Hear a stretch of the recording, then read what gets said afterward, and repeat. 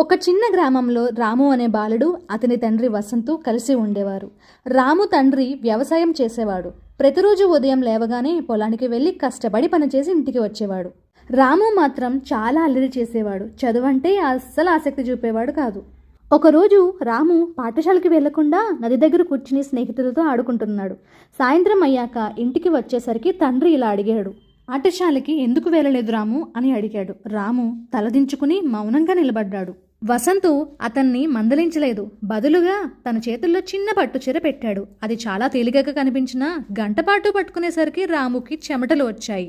ఇంత చిన్న చీర బరువు కూడా నువ్వు భరించలేకపోతున్నావు కదా, అయితే జీవితంలో నువ్వు చదువుకోకపోతే ఇంకెన్ని భరించాలో ఊహించు అని తండ్రి మెల్లగా చెప్పాడు. రాము వెంటనే అర్థం చేసుకున్నాడు. తండ్రి కష్టపడి చేసే పనిని, తన కోసం పడే శ్రమని గుర్తించాడు. ఆ రోజు నుంచి రాములో మార్పు మొదలైంది. పాఠశాలకి సమయానికి వెళ్ళేవాడు. ఇంటి పనుల్లో వాళ్ళ అమ్మకి సహాయం చేయటం మొదలుపెట్టాడు. కొన్ని నెలలు గడవగానే రాము చదువులో పెద్ద మార్పు వచ్చింది. గురువుగారి ప్రశంసలు, గ్రామస్తుల ప్రశంసలు వసంతుని గర్వపడేలా చేశాయి. ఒకరోజు రాము తన తండ్రిని గట్టిగా కౌగిలించుకుని ఇలా చెప్పాడు.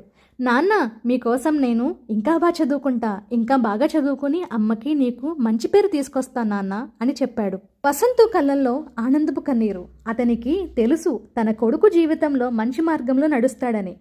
తల్లిదండ్రులు పడే కష్టాన్ని తెలుసుకున్నప్పుడే పిల్లల జీవితం వెలుగు చూస్తుంది. శ్రమ, గౌరవం, క్రమశిక్షణ పిల్లల భవిష్యత్తును మార్చే 3 రత్నాలు. మరి ఈ కథ మీ అందరికీ నచ్చిందని అనుకుంటున్నాను. ఇలాంటివి ఇంకా చాలా చెప్పుకున్నాము. Please like, share and subscribe.